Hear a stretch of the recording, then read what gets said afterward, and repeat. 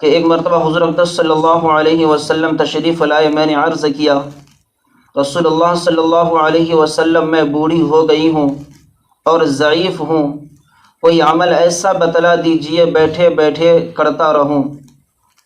حضور اقدس صلی اللہ علیہ وسلم نے ارشاد فرمایا کہ سبحان اللہ 100 مرتبہ پڑھا کرو، اس کا ثواب ایسا ہے کہ گویا تم نے 100 غلام عرب آزاد کیے، اور الحمدللہ 100 مرتبہ پڑھا کرو، اس کا ثواب ایسا ہے کہ گویا تم نے 100 گھوڑے ساز و سامان کے ساتھ اللہ کے راستے میں یعنی جہاد کے لیے دے دیے، اور 100 مرتبہ اللہ اکبر کہا کرو، اس کا ثواب ایسا ہے کہ گویا تم نے 100 اونٹ اللہ کے راستے میں یعنی قربان کر دیے اور وہ قبول ہو گیا۔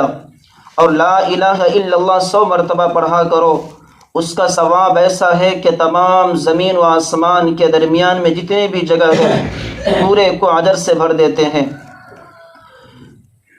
اسی طرح حضور اقدس صلی اللہ علیہ وسلم کا ارشاد ہے کہ حضرت سلمہ رضی اللہ تعالی عنہ نے عرض کیا یا رسول اللہ صلی اللہ علیہ وسلم مجھے کوئی وظیفہ مختصر سا بتا دیجئے، زیادہ لمبا نہ ہو۔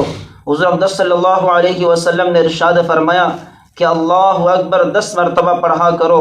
اللہ جل شانہ اس کے جواب میں فرماتے ہیں یہ میرے لیے ہیں۔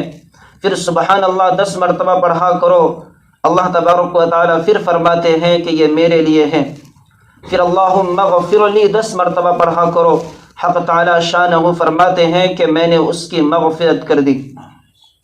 اللہم اغفر لی 10 مرتبہ پڑھا کرو، اللہ جل شانہ اس کے جواب میں فرماتے ہیں کہ میں نے اس کی مغفرت کر دی۔